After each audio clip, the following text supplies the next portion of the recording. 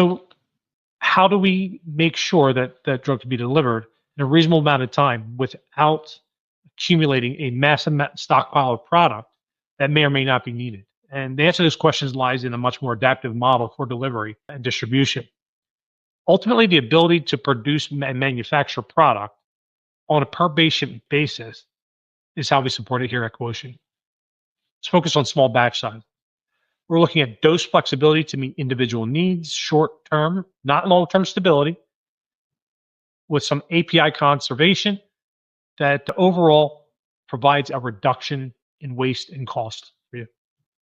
Fundamentally, a shift to these more personalized approaches or from the paradigm of upfront manufacture and stockpiling and moving to the flexible on demand manufacture and making only the product you need for when the patient and trial actually needs it.